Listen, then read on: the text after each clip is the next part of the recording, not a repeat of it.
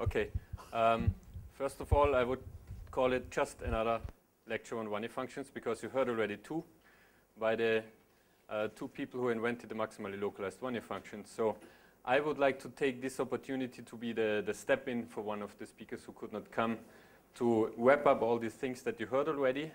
There will not be so many new things, but many repetitions, just another aspect to it. This will be the idea of this lecture. It will also take maybe not the full 1.5 hours, but an hour and a little bit. There should be plenty of time for discussions. So if something is not clear, just ask me. At any time, interrupt me and ask questions, and I try to answer it. I also changed the title from the title of the school. The school is Models to Materials, but Wannier functions is Materials to Models. So we start with a material, calculate Wannier functions, and try to get the minimal model out of it. The minimal set of degrees of freedom that you have to take into account for a proper description of your physical properties. And this is what we're going to do now in this next 1 hour and a little bit. So I want to remind you about this. This you saw also already. This is nothing else than the effective cone-sham Hamiltonian that you solve for the crystal at hand. So you have a kinetic part. This is the Navier squared operator on your wave function. This is the effective potential V of R on the wave function, and it gives you the energy and the wave function. So if you take psi of R to be normalizable to 1 and constrained at infinity and so on, then it's an eigenvalue equation, as you know. And these properties that you have here have some certain conditions, like V of R. It should be a crystal. So the effective potential has to be translational invariant in the sense that if you move it by 1 unit cell, it should not change. The thing should look the same. So this is a crystal in the usual definition.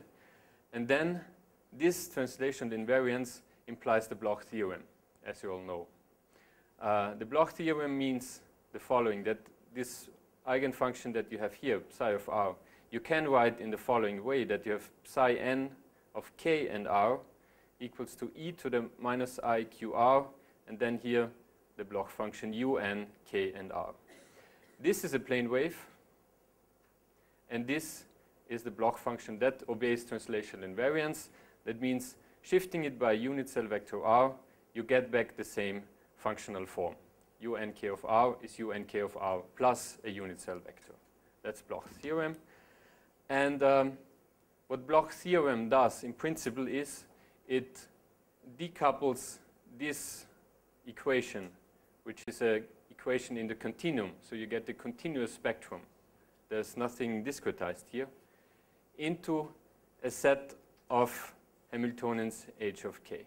So this is this here. So but before discussing this, let me just tell you the following, that momentum k is a continuous index, but it is only from the first Brillouin zone, as you know from solid state physics. And the eigenvalues epsilon, you can parameterize in the same way that it's epsilon n of k. So you use the same set of indices n of k for all the properties that you have in your problem. Since these functions form bands, k is continuous, n is discrete, these are the so-called bands. We will talk about these bands all over the time, so just be familiar with this concept of bands. You have one discrete index and one continuous index, n of k. Now this cell periodic function u n of k, this Bloch function, obeys this eigenvalue equation, so you can calculate this from there. And you see here the momentum k, it enters here in this kind of kinetic term for the u n of k. As I said, this Bloch theorem, what it does, it replaces h, the full h, this continuous problem, by an h of k, which has a discrete spectrum. So now you have a continuous set of Hamiltonians, each with a discrete spectrum. The advantage of this is that the discrete spectrum we can calculate with linear algebra. You have matrices with a finite dimension. You diagonalize these matrices, you get the eigenfunctions. And then you change your parameter. Here in this equation, k is a parameter, an external parameter. You change k, you diagonalize again, you get the next set of eigenvalues. And that's how you produce your bands. That's the principle of this h to h of k. Okay, nice. So we have these bands and the eigenfunctions. This is basically, at this stage, the full information on the system. So you have diagonalized the Hamiltonian. You can in principle calculate everything. You have the basis functions, the ground state, and so on. But why do we want localized states? There are several aspects which are better captured in a localized picture, or better visible. Let's call it visible, because it's included also in the Bloch bands. But for instance, something like chemical bonding. To speak of a bond, what is a bond? This is difficult in a band. You have a band which lives in k-space, in momentum space. You cannot say this is an sp3 bond, or what is an sp3 bond in terms of a Bloch function. So you would want to get to these localized or real space valued functions, where you can say here is a bond, here is an atom-centered Wannier function, and so on. So to get this idea of chemical bonding. Then, since we, myself and many people here in this room, deal with strong correlations, localization is a very important concept in this business. Strong correlations mean that electrons which were dislocalized in the crystal get localized due to electronic correlations. So a real space picture is maybe more appropriate for a simple model description of these materials than a k-space or momentum space picture. Then what I've put here, yeah. In this, what you also saw in the lectures by Vijay, in all this formalism of second quantization, Green's functions, and so on, you deal with fermionic operators, annihilation, creation operators. And for these strongly correlated systems, you naturally formulate this in real space with Wannier functions. So electrons are created not at momentum k, but on a side I, annihilated on a side j. And for this, you need a real space representation. So that's a motivation to get Wannier functions from your Bloch bands. So most obvious would be, okay, we don't take Wannier functions, we just take some atomic orbitals, white matrix elements in these atomic orbitals. That's real space, it's localized, so that should do the job. But in fact, it does not. And there's one problem, and the problem is orthonormalization. So just putting some atomic orbitals on some sides does not make a basis set that is orthonormal. And one of the main ingredients to have a simple theory is to have an orthonormal basis set. I mean, there are ways out if you cannot find an orthonormal basis set, but this makes you big problems. So find an orthonormal basis set, that's the first thing you have to do. Okay, so before going into this, how you produce an orthonormal atomic orbital basis set, let me show you, okay, this is a bit gray, it's not so sharp. Anyhow, you see the picture, maybe you saw this already in the talk by Mark Sari, because I took this from the Review of Modern Physics, I think. So this is a Bloch function on this side for one momentum k0, for another momentum k1, for another momentum k2. So what changes is here you have the constant value, here you have a sign with some amplitude, here you have a sign with another amplitude and another periodicity and so on. The corresponding real space basis, the Wannier functions, is the following. So you put one of these orbitals, which you see here, on side 1, you put another one on side 2, you put another one on side 3, and so on, 4, 5, 6. And here you see the basic properties of what this basis set should have. That's first, periodicity. So you don't want the basis set that does not obey the translational symmetry of your crystal. It doesn't make any sense. So you want the same periodicity as your crystal, at least in most of the cases. So why this amplitude of this function decreases? Like, excuse me, this one or this one? Yeah. This one. This is just a different momentum. This is the gamma point, yeah, it's the constant, the gamma point. Then this is, I don't know, it's between gamma and x, or the x point. This is another momentum. So here, k0 is just 0, 0. No, that here. At the site, yeah? there is the function should be periodic. Okay, this is an arbitrary cutoff. This is not the boundary of the unit cell. No. I mean, maybe. okay. Or I give you this laser pointer, then we have two, and we can. No, take this, and you show me. Okay, so Yes. These all functions are of same magnitude. Yes. And then why this is decreased? Oh, this is just the modulation that you get from the momentum. You have something like e to the I k r. And now the first, this one is k0 equal to 0. That means this is 1, and you have no dependence on the k vector. The whole space is 1. Now, the k1 would be, maybe the extreme example is pi. Then this turns to minus I to the lattice side. So then you jump from plus, minus, plus. That's the extreme. And any value in between gives you some modulation. And the thing that you call constant here, that's the part u, un of k. And this is modulated with the plane wave, e to the I k r. Yeah. So maybe I go back this one. Here you have these two things, e to the I k r and this part. And this gives you this modulation. It's nothing else than, because e to the I q r is a sine plus cosine plus I sine, so it's just a wave. Okay? Okay, good. So we have the property of periodicity and orthonormality. This we want. I mean, just putting some atomic orbitals doesn't do the job, but here you see, since there is no common carrier, here this is orthonormal by construction, but anyhow. Wannier functions should be orthonormal, and by definition are orthonormal, then we call them Wannier functions. But there is an issue with the phase, that Wannier functions can carry an arbitrary phase depending on the k point and so on. I think this was all mentioned in the first lectures by Massari and Vanderbilt. And in constructing Wannier functions, one can use this arbitrary phase. One can take advantage of this gauge freedom to make them maximally localized. That's what happens in all these calculations.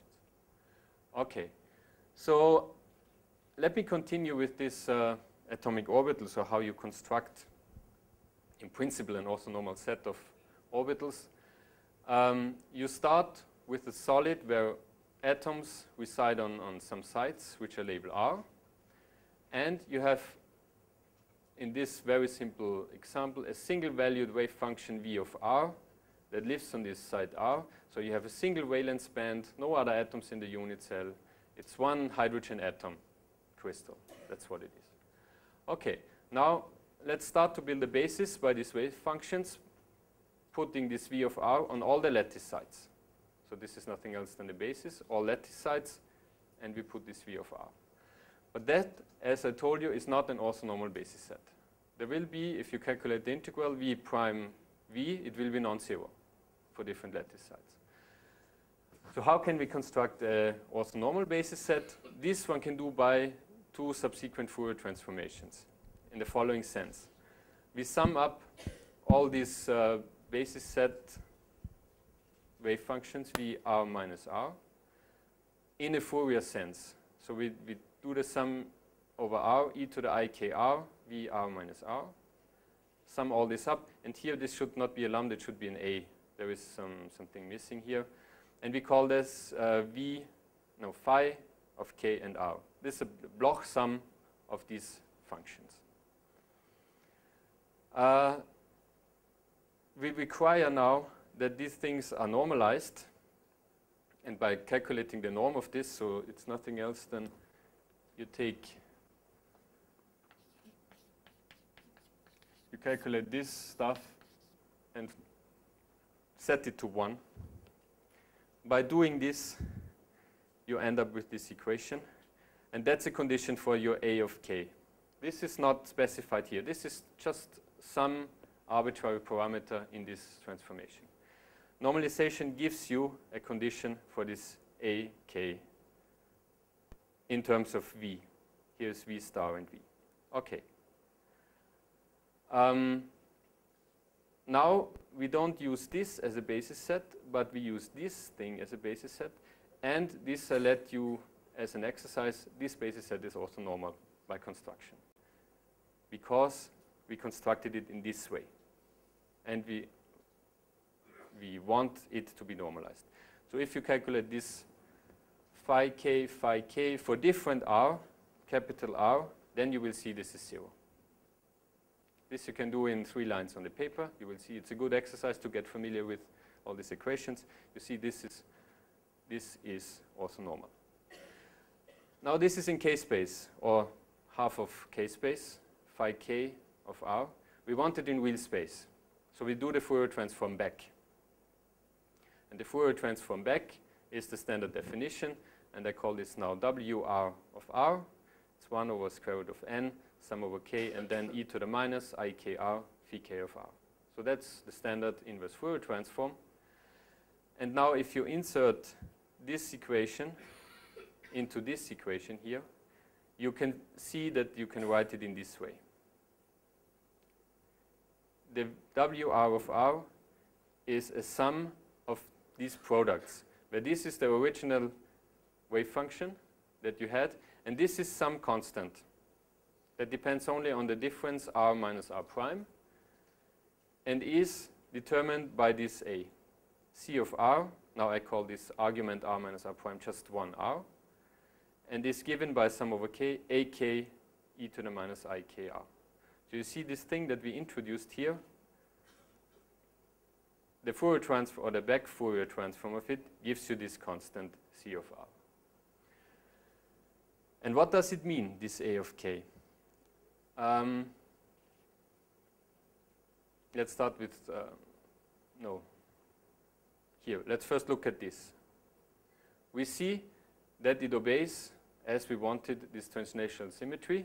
So if we go from 1 unit cell to unit cell 0, it's the same then transforming the argument r by minus r. So this is translational invariance. So we have this property of the Wannier functions. Since the Fourier transformation here, this thing, Fourier transformation is a unitary transformation, so it conserves length and angles. This means nothing else than orthonormality is preserved. So since phi of k is orthonormal, WR is orthonormal. There's only Fourier transformation in between. This forward and backward transformation gives us this A of k. By this formula, we saw this already. And now let's look on this A of k, what this is. One can see if there is no overlap between V on 2 lattice sides. So this is R and this is R minus capital R, so 2 different unit cells. If this is 0, then A of k is 1. And A of k is 1 means we don't change anything. But that you could guess from the beginning. If there is no overlap of these wave functions on different unit cells, then you have already an orthonormal basis set. So you do this exercise and you see, A is 1, you end up with V is equal to W. Fine. As soon as this is finite, then this A of k will get some structure in momentum space. So this will not be 1, but will have some structure as function of k. And this then transformed back to real space gives you this coefficient c, which are not then 1, 0, 0, 0, but some values. And this is nothing else as a linear combination of these atomic orbitals. So that's why this method sometimes is also called, at least the basic idea of this is LCAO, linear combination of atomic orbitals. So you combine these atomic orbitals on different sides, and then you want them, you request them to be orthonormal, and you end up with these formulas. That's what it is. The phase degree of freedom lies, let me see, lies in A of k. In principle, it's here, in the wave function. You could, it's better to see then when you go into k-space, that you have an eigenvalue equation for each k point. And that means at each k point you can add some arbitrary phase to your eigenfunction, which is independent of the next k point because you do it iteratively. And that's, if you go back to real space, it's here, and then of course it goes into A. My doubt was whether it is mod AK squared or AK squared. Small AK squared? AK is complex in general, yes. Yes, because this is a wave function. A wave function is a complex quantity. And then this is not a norm. This is the norm only if R is 0. Then it's normalization. This is real. All other properties are just complex. Yes. Okay. So this is a very simple picture of how to produce orthonormal basis sets in real space. And in this Wannier function procedures, that's always the goal. So you start from these Bloch states, and you want something like this, a real space orthonormal basis set. Oops. Okay. A few words about localization. What localization really means. I tried to make this as consistent with the other notation as possible, but this is something that comes from the theory of Fourier transformations. So what we want is a definition of localization. So we look at the function f of k, which is some periodic function in momentum space. Now we do the Fourier transform, so we calculate the Fourier coefficients a of x, and the Fourier series, which gives back this function in proper limits. Capital F of k is the sum over all these Fourier coefficients e to the ikx. Now, exponentially localized means that these coefficients a of x fall off rapidly enough. And exponentially means exponentially fast as function of x. That means exponentially localized. And now we want to have a condition when this happens. When is this Fourier coefficient a of x dropping exponentially fast? Now we can look into the literature of Fourier transformations, and there you see this f of k, this estimator of this function here. It converges uniformly to f of k if this is piecewise smooth up to the second derivative. That comes from math, from analysis. Piecewise smooth to the second derivative, that means this coefficient here falls off faster than x to the power of 2, 1 over x to the power of 2. And that is sufficient for this series to converge. That's just math. Now we don't want to have x to the power of 2, but we want something like ax is smaller than e to the minus x with some coefficient. That's exponentially fast. That means it has to fall off faster than any power of x. Exponentially fast is faster than any power of x.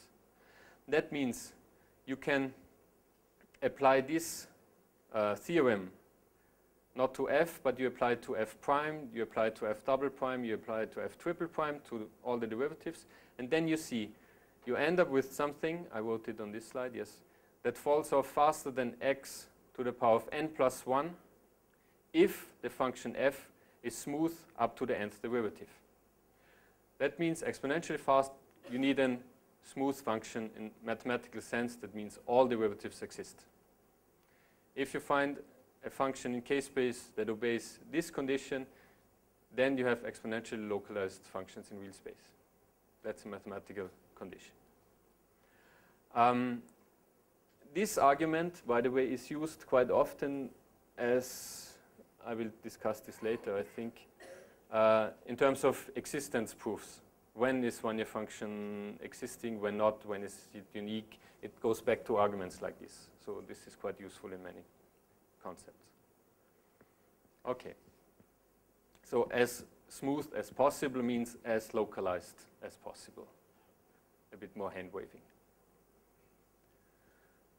Okay, now let's start with some basic definitions of Wannier functions that you find also in literature, and you saw this, I'm sure, in the first two lectures on. How Are the smoothness of the function and the localization related? Smooth means localized? Or Yes, smooth. Okay, smooth in that sense means you don't see this by looking it with your bare eye, because if the fifth derivative is not continuous, you can't see it from a function. It still looks like this. Smooth means all derivatives to infinite order exist, So at least piecewise. How it is implying that it is localized? Okay. Let's go back here. Because let's start with this here. If f of k is smooth, let's forget about piecewise, is smooth up to the second derivative, so the first and the second exist, then you can show that, this I don't do here, but there's a theorem that then a of x falls off faster than x to the power of minus 2. Now, we don't apply this to f, but to f prime. F prime means you get somehow here an x down. So you do derivatives with k. So that means you change the power here. So one derivative more gives you one power. One derivative more gives you one more power. And that means you end up with not x to the power of 2, but x to the power of, if you do it correct, n plus 1, if the nth derivative is smooth. And now if you want to have it exponentially, then n, it has to fall off faster than x to infinity. So all the derivatives have to exist. That's the argument. Okay? Yeah. So this is the definition of Wannier function. This is the Wannier function in real space, now with all the indices, no approximations.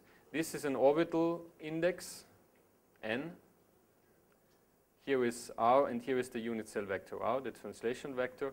And here is the sum, excuse me, over the first Brillouin zone of momentum dk, e to the minus ikr, and this is the Bloch function. The Bloch function of the nth band, momentum k, and index r. Sometimes one does an inverse Fourier transform on the level of this lattice vector. It's just sum over r e to the ikr, and you end up from these Wannier functions again in the Bloch functions. So these two are back and forth transformations between Wannier functions and Bloch functions. But as I said in the beginning, there is this gauge freedom. So this thing is not unique. It is unique in a sense. No, let's forget about this.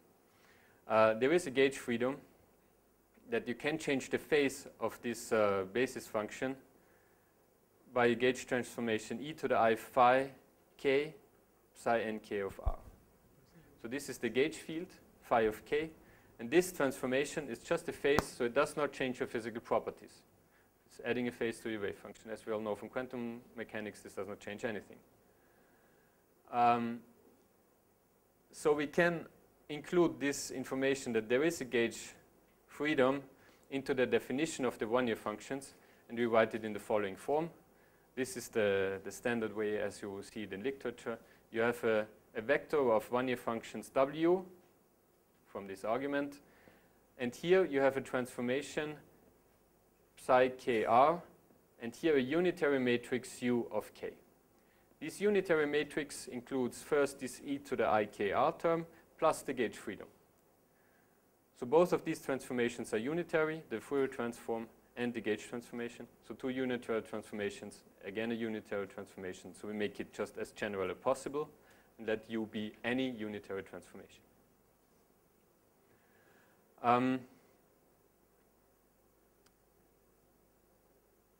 Now there is a quasi-inverse. I don't even know why I put it here. The quasi-inverse is the inverse Fourier transformation, but not taking u to the minus 1, but just taking e to the ikr. So taking part of the forward transformation only back. So that's why I don't write psi k, but psi k tilde.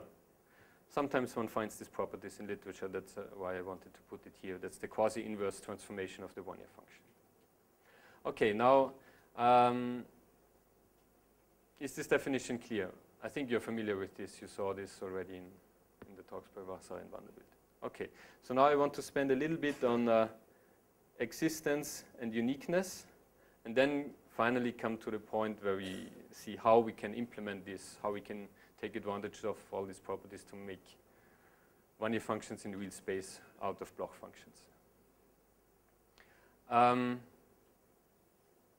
Now, before coming to uniqueness, because we need this to some extent, there are several types of band structures. And Ferdi was talking about this in terms of problems when the bands are entangled. I just want to stress once again what that means, entangled. Entangled is here on the very right. So here you have some bands. So the n is running from 1, 2, 3, 4, 5, 6. And here on this axis you have the continuous variable, the momentum. That's the band structure. Now entangled means that the band that you are interested in, let's take this one, the red one, cannot be separated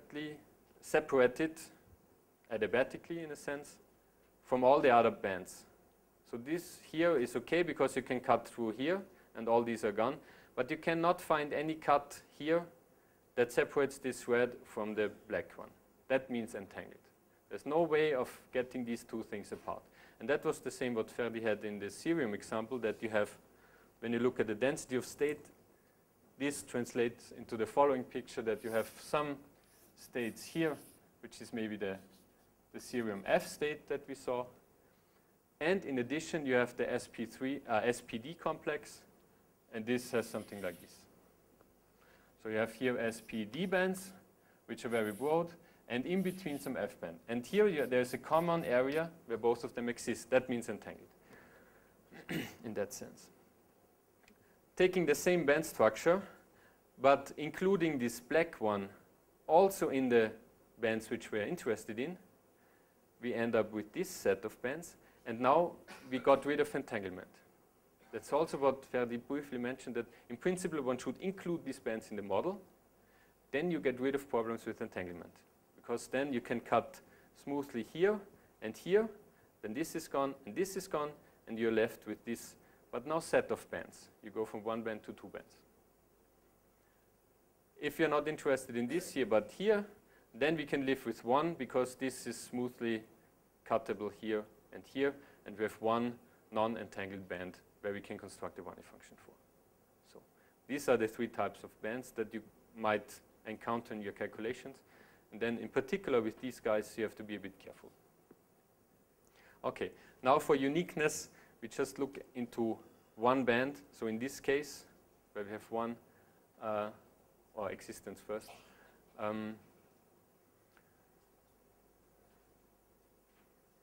Okay, so there are a lot of sentences here. So this goes back to what we heard in this Fourier series analysis. We have one dispersion epsilon of k with one wave function psi of k. So we said no entanglement, just one complex valued wave function, not a vector. And the key ingredient for localization is it analytic, and okay, is it periodic? Periodic in the crystal. And in other words, we have to find a solution for the block function when solving this eigenvalue equation that is periodic and analytic throughout the Brillouin zone. If you find a block function that obeys these two criteria, the existence of the Wannier functions is proven. I do not give you the proof here, it's a bit lengthy, but you can show that at least in 1D systems, when time reversal symmetry is obeyed, there are exponentially localized states. This time reversal symmetry has something to do with this periodicity. So only in that sense, when you have time reversal symmetry, periodicity is obeyed for all bands. I think you heard this in the talk by Vanderbilt. When you go to topological insulators, then you break this time reversal symmetry. And then, for instance, you have one band that spans just in one way through the Brillouin zone. So the typical example is you have a semiconductor. This is the valence band. Oops. This is the conduction band. And then in the topological insulator, you have one more state that is here. That's a typical example. And For this one, you cannot construct a localized Wannier function, exponentially localized Wannier function. This is not possible. That has been proven by also Vanderbilt, I think, in some paper, that this does not exist. As soon as you include other bands, it might well be possible that you can do the calculation again and make it maximally localized in exponential sense. But this time reversal symmetry is an important ingredient here. Okay.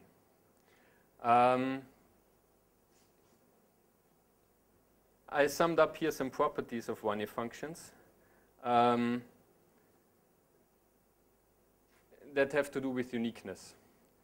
Wannier functions are unique in the sense that if you do a gauge transform to the Wannier function, so you add some arbitrary phase to it, the only thing you change is you transfer this Wannier function into a different unit cell. So adding this e to the I phi k to the psi, to the Bloch function, and do all the calculation, you see that you end up with the same Wannier function center. So that's the expectation value of operator R in the basis set of Wannier functions.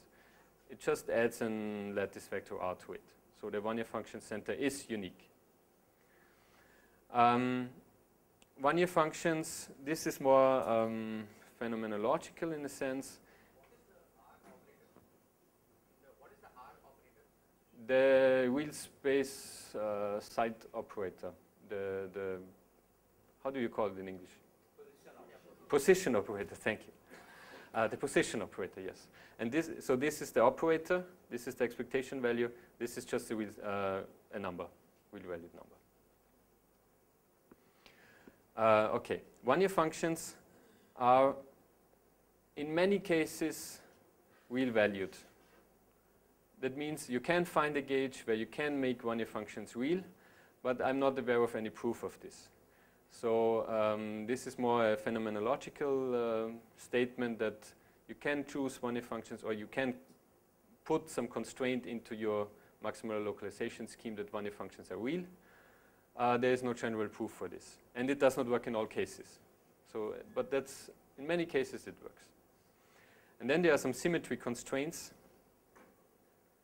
Or let's put it this way. If you have enough symmetries in your system, you can prove out of symmetry that Wannier functions are unique and real-valued. Not real-valued is one of the constraints that have to put, sorry. So let's start with the thing that is real-valued and should have even parity. So we want the Wannier functions that obey even parity and is real-valued. So we have real-valued, WR is W complex conjugate of R, this one. And even parity means if we change the sign of the position operator, the Wannier function does not change. That's even parity. And that's the Wannier function for capital R equal to 0. So this e to the ikr is missing here. Now, if we do a gauge transformation to this psi here, that's the definition of W. So we have psi k, sorry. We do a gauge transformation to this property, and we look what happens to the Wannier function. So we do this gauge transformation e to the I phi k. Now we add here the standard definition of the Bloch function, which is this Fourier transform here. And then we want to have something that's real and again has even parity. So this is the constraint. The Wannier function should not lose this symmetry. It should still be real. It should still have even parity. And if you have still these constraints, then you can show that this gauge transformation has to obey this condition. And that means it's a trivial plus or minus 1. So it cannot be an arbitrary phase on each k point. It has to be phi k equals n times pi. That means it's unique, this Wannier function, up to a trivial phase. That means plus or minus 1. This simple example, if you think this through again, just tells you if you have symmetries in your system that you can use, that can help you to make Wannier functions real, unique, and so on. The more symmetries, the better in normal cases. Are there questions up to this point? Or comments from the experts? All the formulae are for the one-band case, right? Yes, because they're a bit simple. The problem with the multi-band case is that many of these proofs are either complicated or don't even exist. For instance, the proof of existence of Wannier functions in the multi-band case is a bit tricky, or I don't understand it so well, let's put it this way. It's, yeah. So you're supposed to, if you work with two bands, you're supposed to get two different Wannier functions in that, right? If you have two bands, yes, that you have two possibilities to get two bands. First, you have two orbitals on one side, or you have a two-side unit cell. That means, in the first case, you get two Wannier functions for the two orbitals on one side, so an S and a P, or a S and 3P, that would be 4 bands. Or if you have a two-side problem, some dimerization or so, then you get two Wannier functions on these two sides. With two sides, it's a little bit more, okay, on dimerization, we could talk a long story because then you have molecular orbitals. Then Wannier functions are bond-centered, not side-centered, and all these issues. Okay. So these the gauge transformation which we were doing is it global rotation? I mean, is it does it depend on position coordinate as well? On the position coordinate, you mean this in general, or what? Yeah, I mean that phase factor we are using for the global transformation for the Wannier functions. So it is a local gauge transformation, is it? It depends on K, so it's not the local gauge transformation. Okay, so Wannier functions don't have a local gauge symmetry. In real space, local gauge. Yeah, in real space, for example, in position space. No, I would not say so, no. Okay, okay. No, because you cannot write the Hamiltonian that separates in real space into Hamiltonian side I, Hamiltonian side J, Hamiltonian side K. So the wave functions on the different sides are not, in that sense, independent. You can do this in K space. So you have a Hamiltonian for the gamma point, and Hamiltonian for the M point, a Hamiltonian for the X point. And you can solve this separately. Then you have a local gauge in K space, in that sense.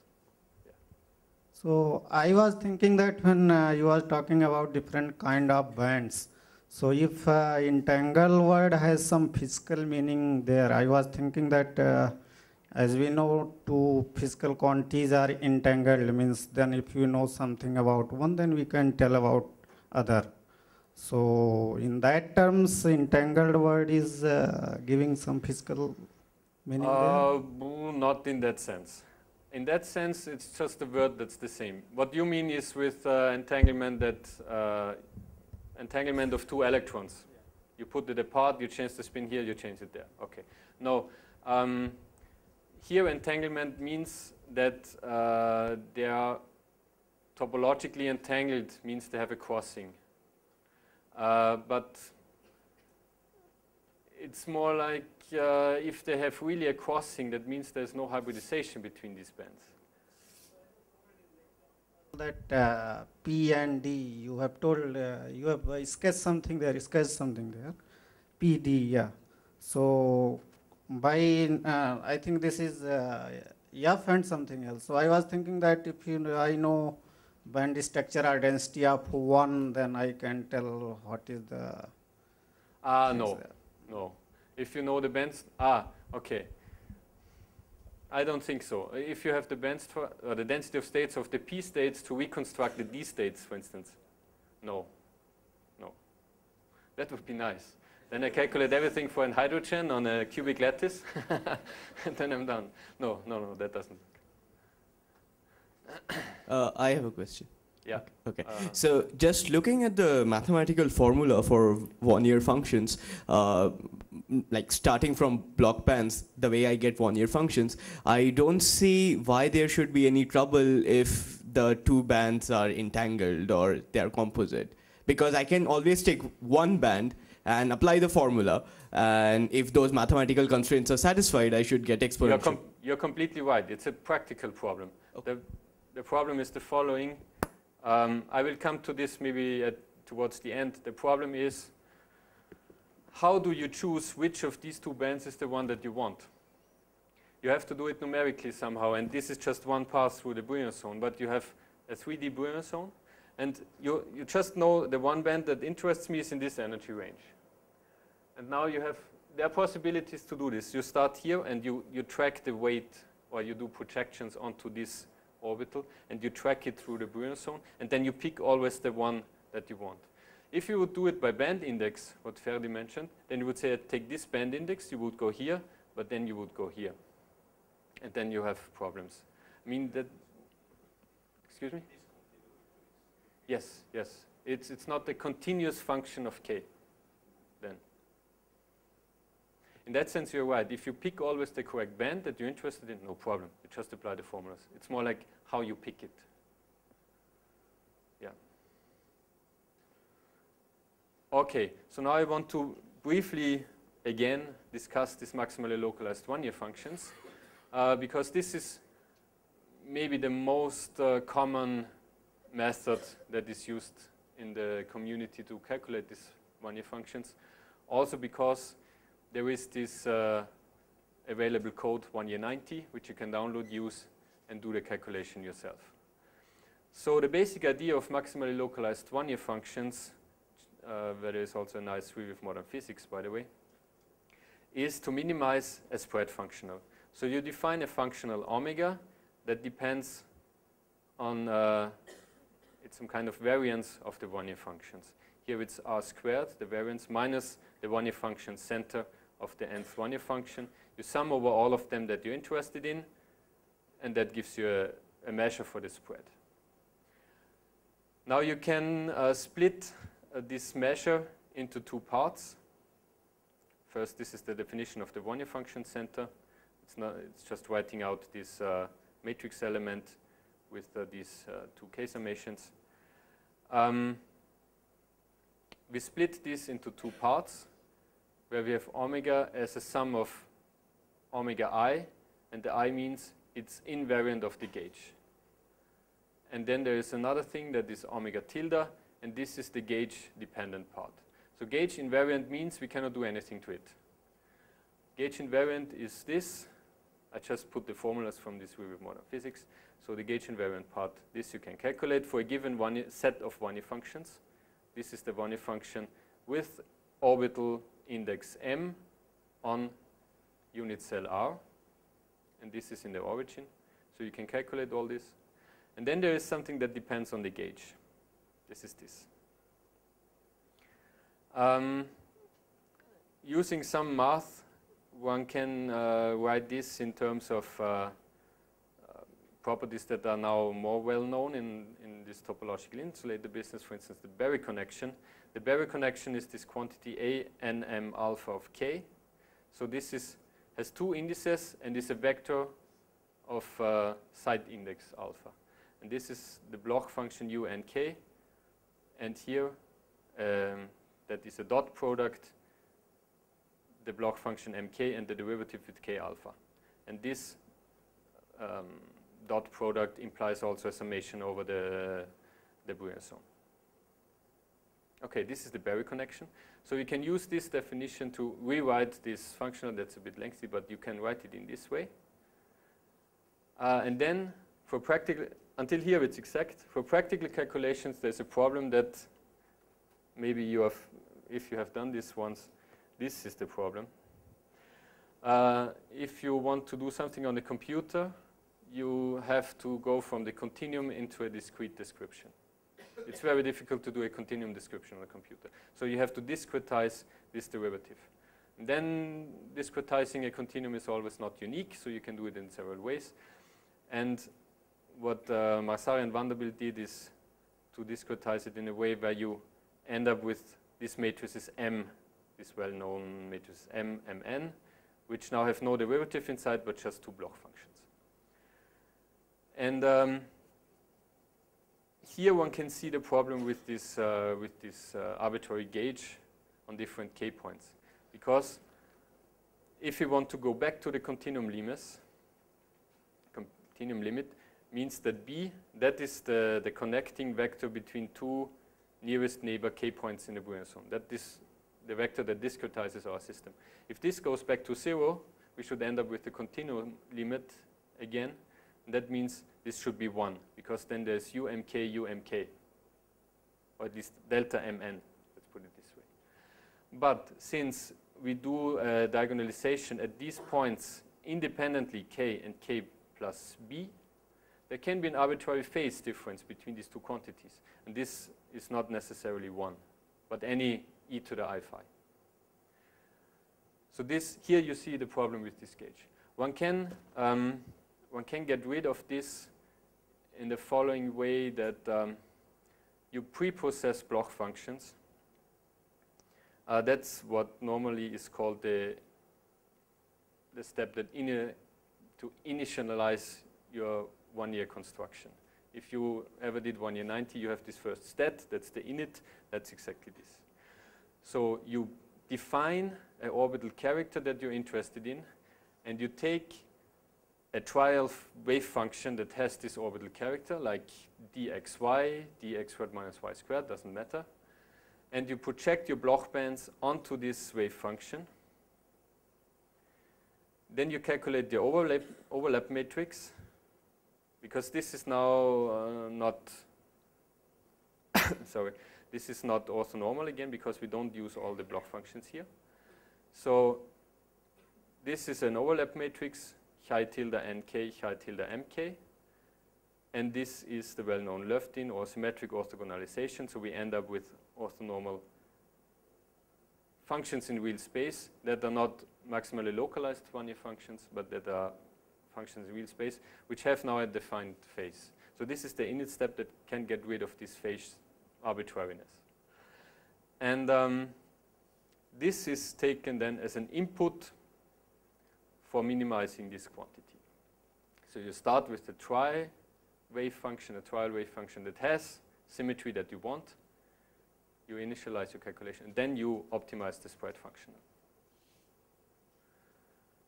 Okay, so this was maximally localized. In recent years, in particular in our problems, when we want to do LDA plus DMFT, there has been a different method introduced, which is in some sense more usable. And I will tell you what I mean with more usable. That's the so-called projection method. That goes back to, I think, introduced by Ku and also Anisimov. That's basically, in simple terms, just doing this. So you start with a trial a trial orbital, chi m, this one.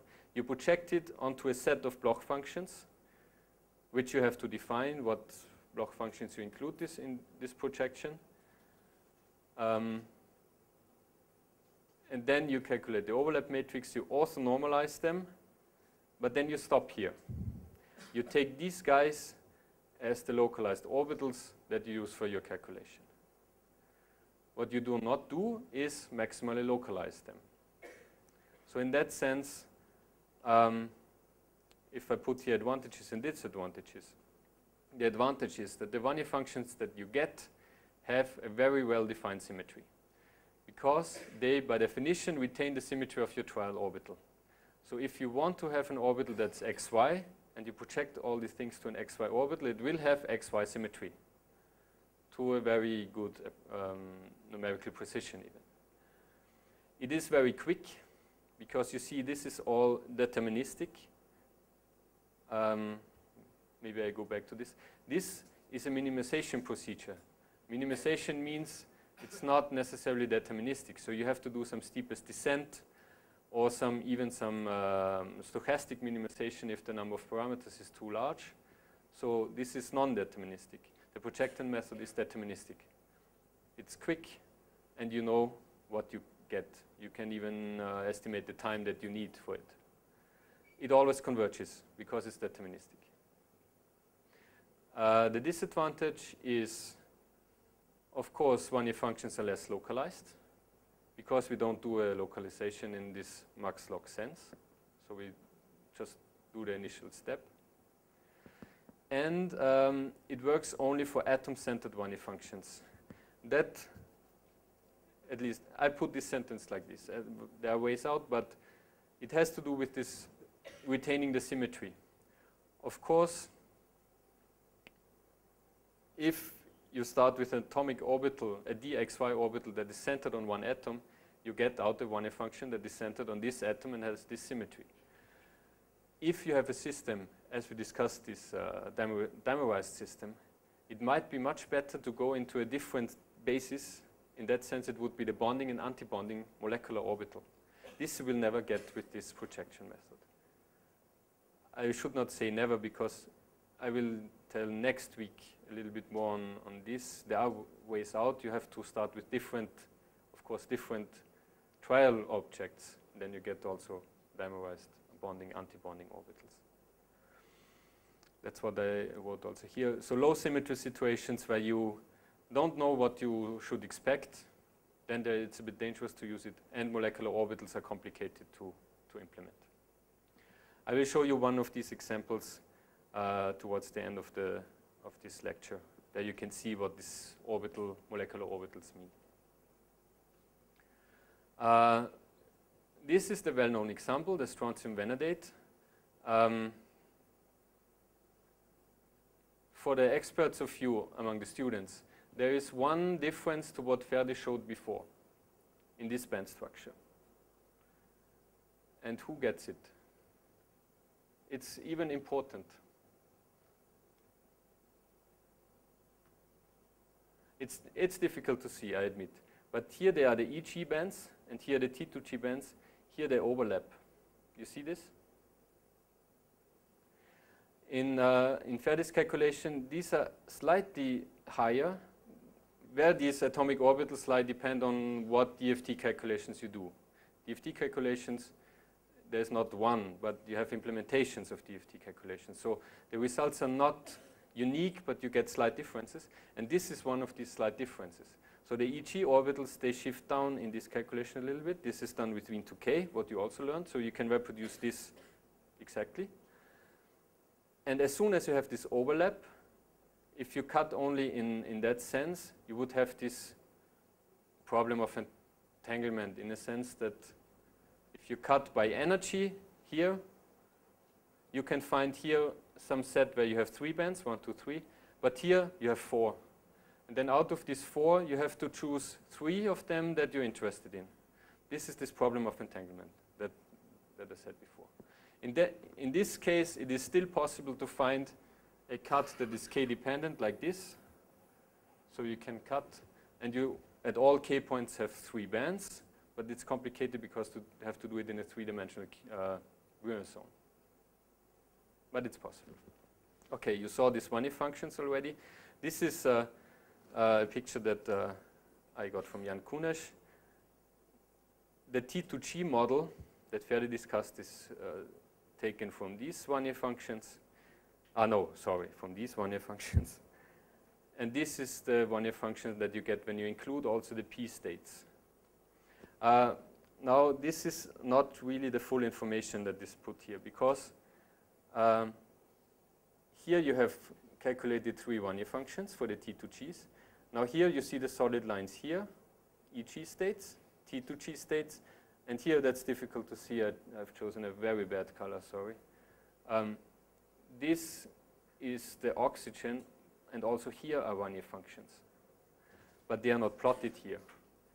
But you should not forget that you have also Wannier functions for the P available, because you have to calculate it if you do this calculation. So the electron density on the P states that you see here, it did not vanish in this calculation. It's just in different orbitals.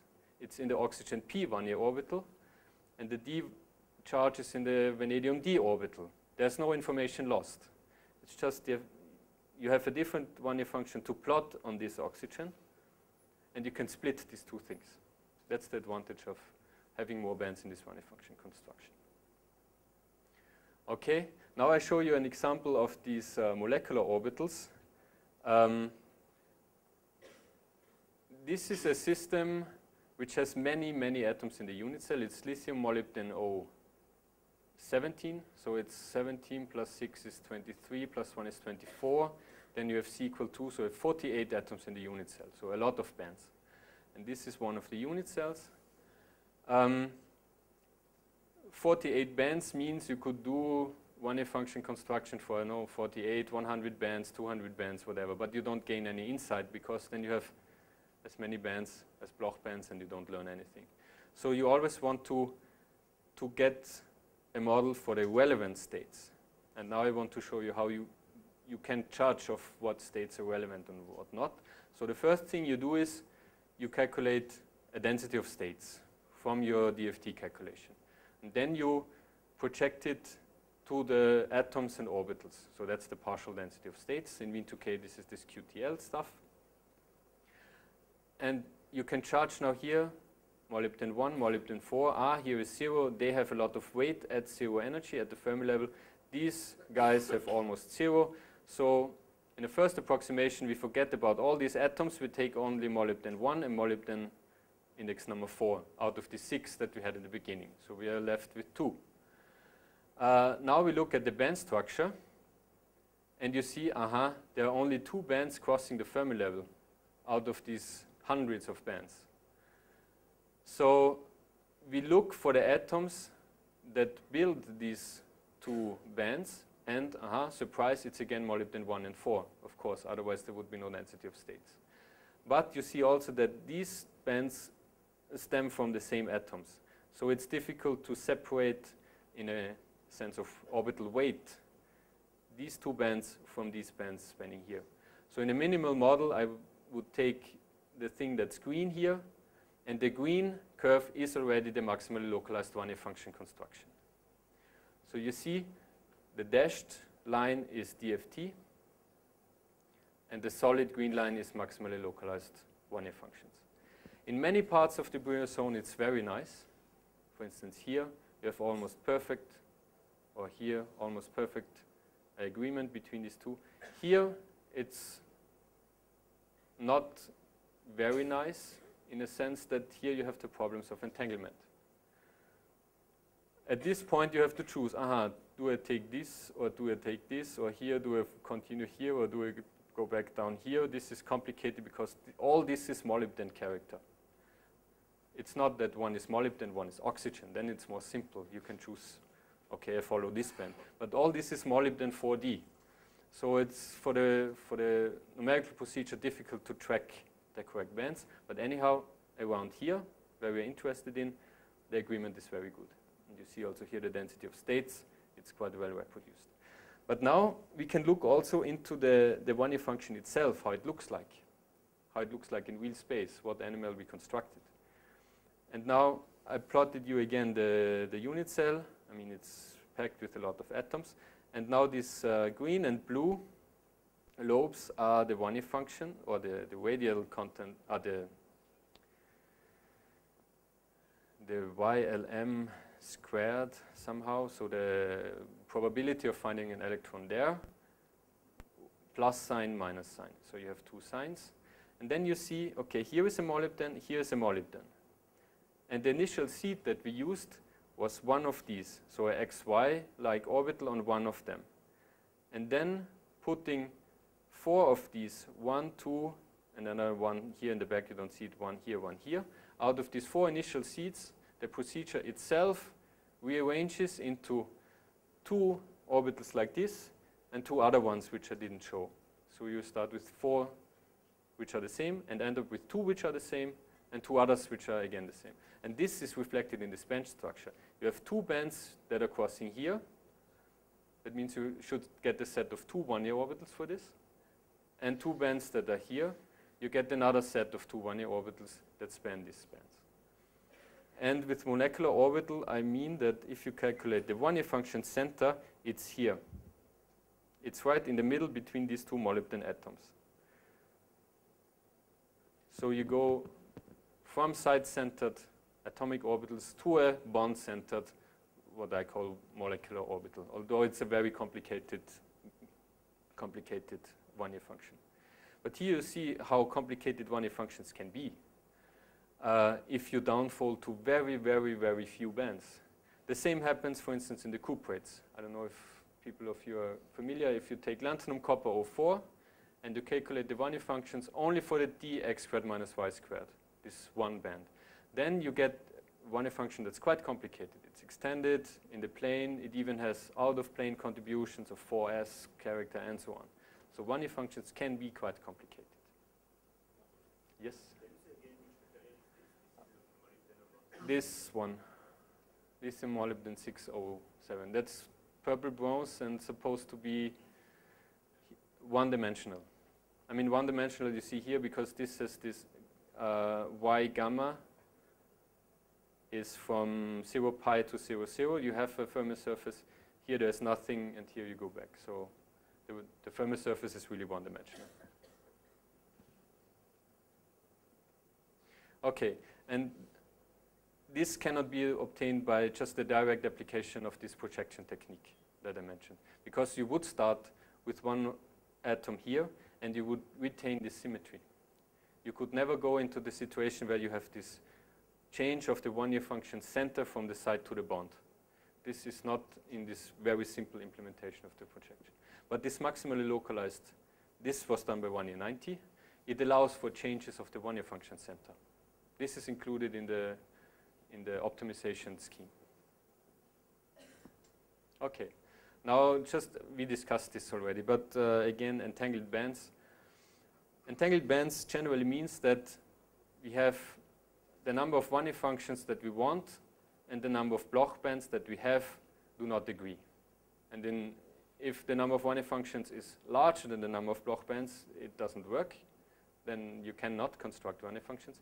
Here you still can, when you have more Bloch bands. This can be solved by the so-called disentanglement procedure. This goes back to Sousa, Marcel, and Vanderbilt in 2001. What they do is, before optimizing the gauge the gauge-dependent part, this omega tilde, they try to find what they call the optimal subspace that gives you the optimal choice of Bloch functions to construct the Wannier functions. And this you can do without details by optimizing the gauge-independent part. Because choosing what band you take into your Wannier function construction, that has nothing to do with the gauge.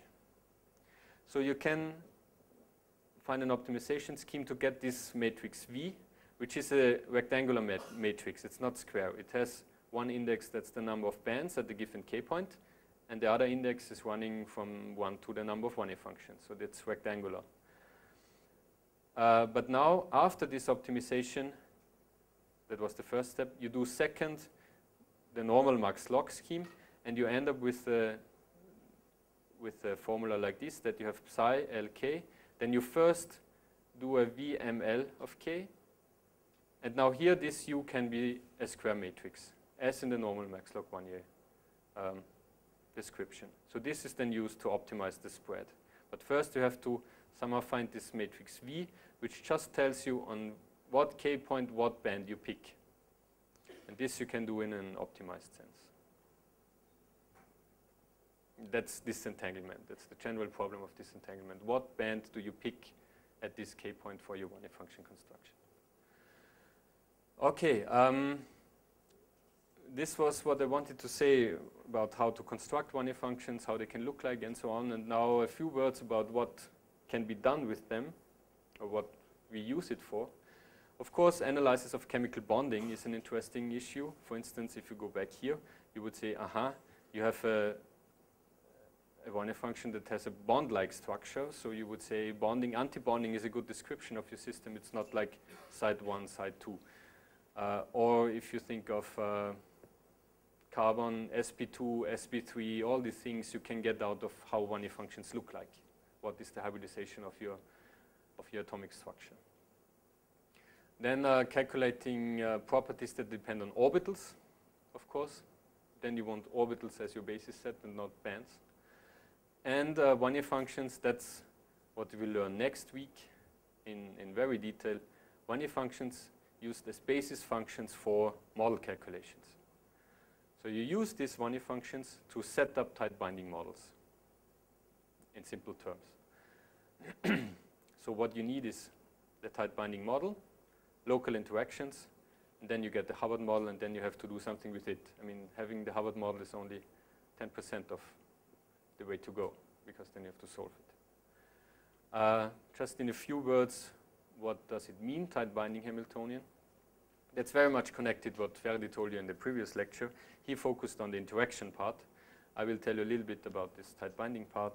The general Hamiltonian, without all the ions, the Hamiltonian for the electrons looks like this. So you have the kinetic part, the electron-electron interaction, and the interaction with the lattice.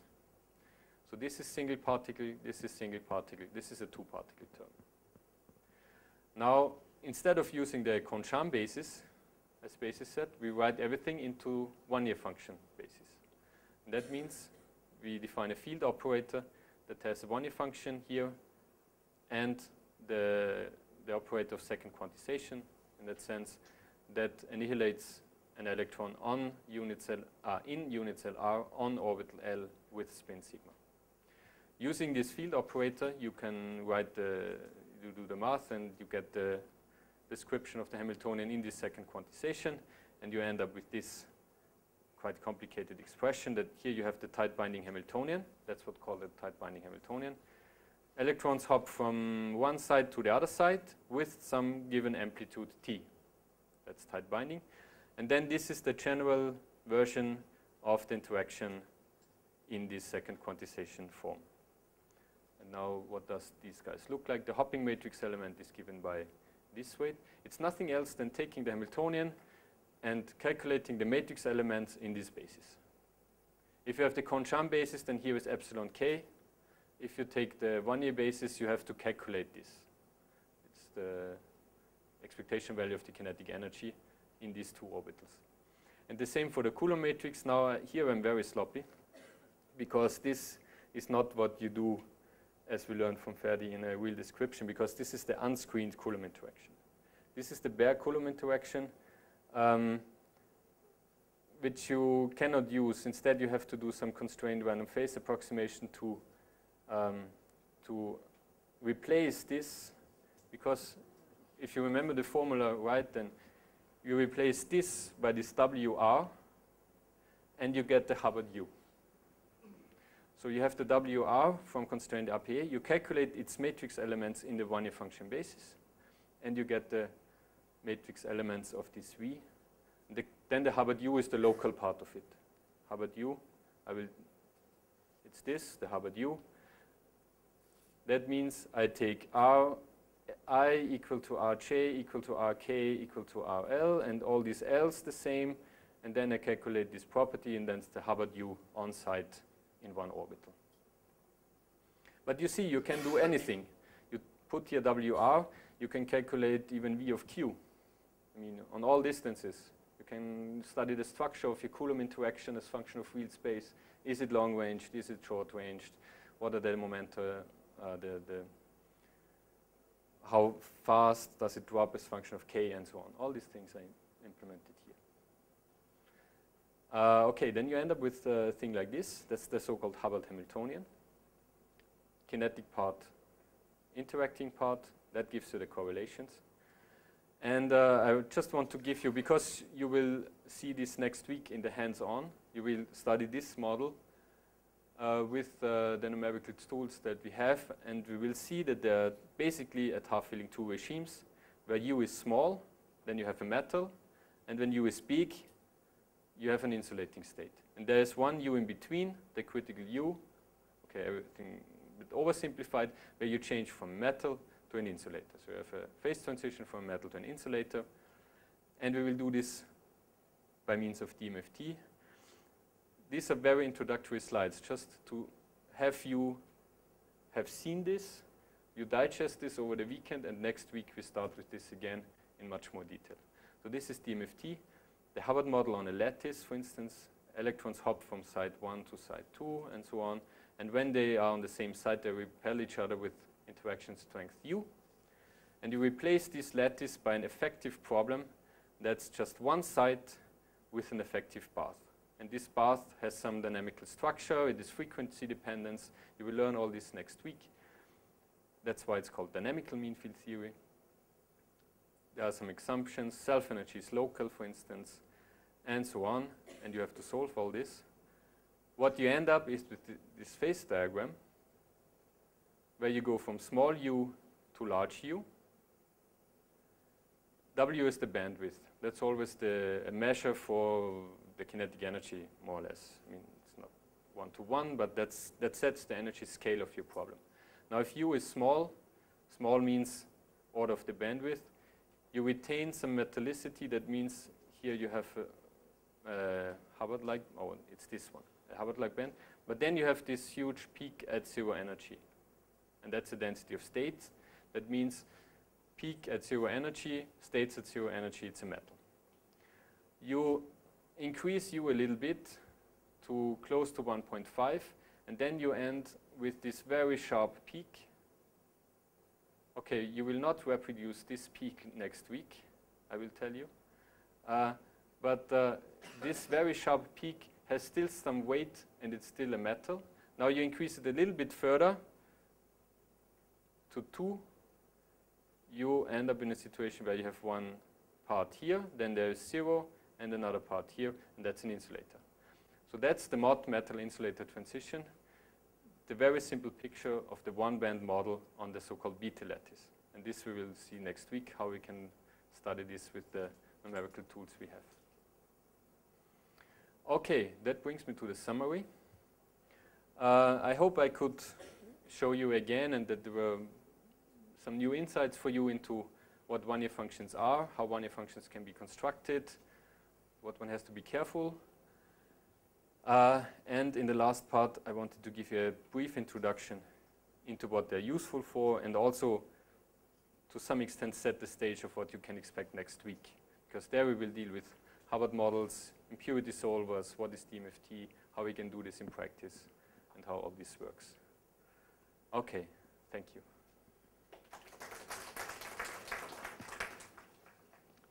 Questions? Here, yeah. So how you calculate this critical U here? How you calculate this? Yeah.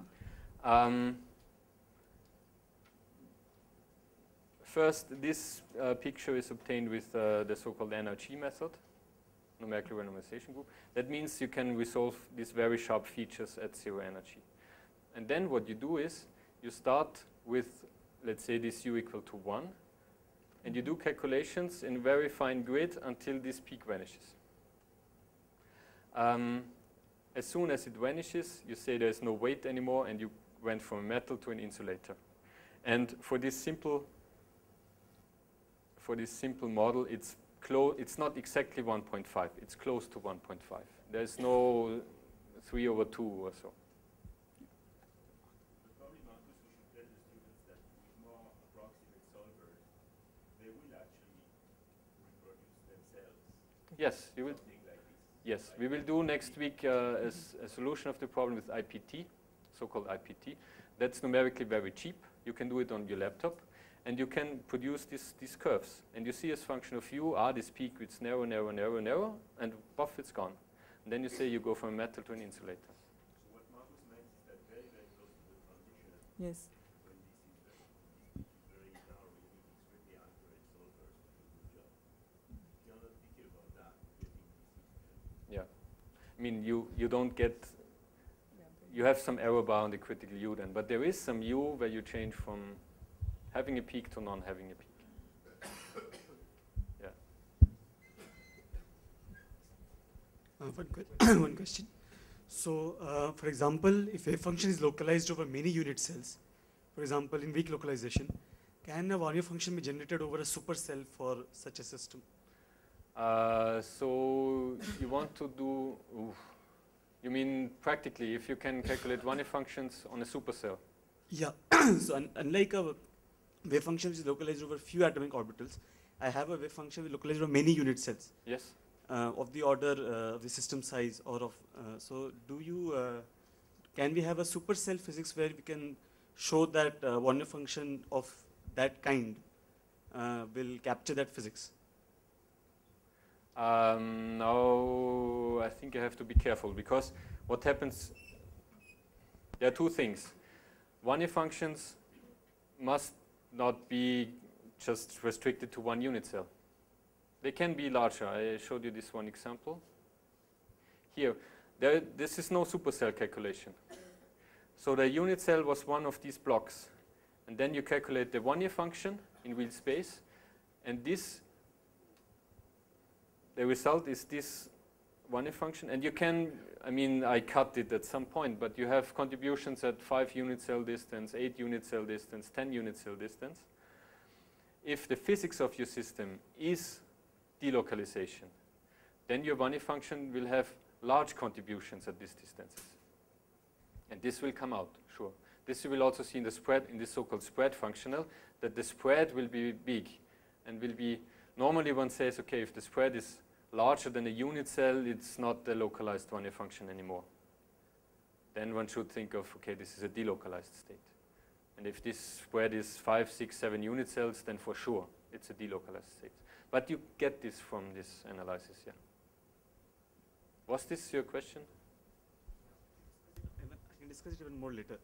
So, for example, so it was not your question. For Anderson localization, then the question is that can Anderson localization be captured in using this method? Anderson localization. Yeah. Okay, we discuss later. Yeah.